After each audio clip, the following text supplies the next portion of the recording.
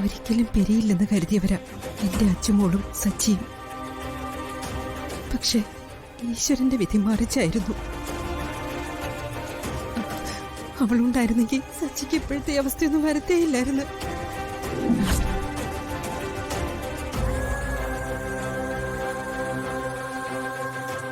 ഒന്ന് രണ്ട് വലിയ ക്രിമിനൽ ലോയേഴ്സിനെ ഞങ്ങൾ കണ്ടു. പക്ഷേ അവരൊക്കെ വലിയ തുകയാണ് ചോദിക്കുന്നത്. വൈകുന്നേരം വേറൊരു വക്കീലിനെ കാണാമെന്ന് പറഞ്ഞിട്ടുണ്ട്.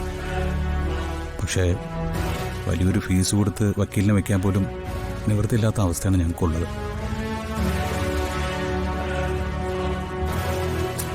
ഇതിനെല്ലാത്തിനും കാരണം ആ അവന്തിക. ഞങ്ങൾക്കുണ്ടായിരുന്നല്ല ഇപ്പൊ അവരുടെ കയ്യില. അച്ഛ വീട്ടിൽ നിന്ന് ഇറങ്ങി പോകാൻ പോലും കാരണം അവളാ, അവന്തിക. അന്ന് മുതൽ ഇന്ന് വരെ അവളെ കുടുംബത്തിന്റെ പിന്നാലെ നടന്ന് ആക്രമിച്ചുകൊണ്ടിരിക്കുക. ജീവിക്കാൻ വേണ്ടി ഞാൻ തുടങ്ങിയ ഒരു ചെറിയ കട അതുപോലും ഗുണ്ടകളെ കൊണ്ട് അവൾ അടിച്ചു പൊളിച്ചു. എത്ര തവണ അനുവിന് കിട്ടേണ്ട ജോലിയാണെന്ന് അറിയാവോ അവൾ ഇല്ലാതാക്കിയത്.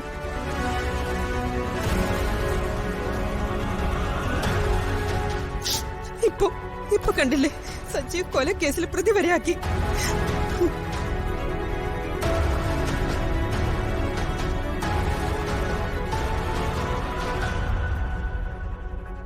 സാറേ, അമ്മ പറയുന്ന എല്ലാം സത്യം.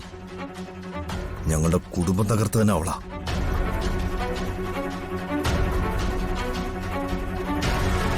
എന്റെ ഏട്ടന്റെ പഴയ ഭാര്യ. ഞങ്ങൾ ഓരോരുത്തരായിട്ട് തീർക്കുകയാണ് അവളുടെ ലക്ഷ്യം.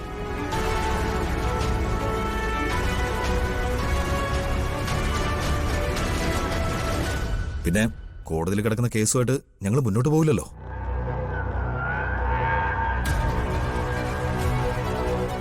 ആ കേസിന്റെ കാര്യത്തിലും ഇനിയൊരു നല്ല വക്കീലിനെ വെക്കേണ്ടി വരും.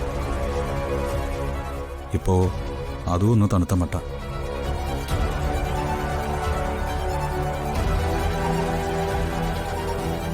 എന്തിനും സച്ചിയെ ജാമ്യത്തിൽ ഇറക്കിയേ പറ്റൂ.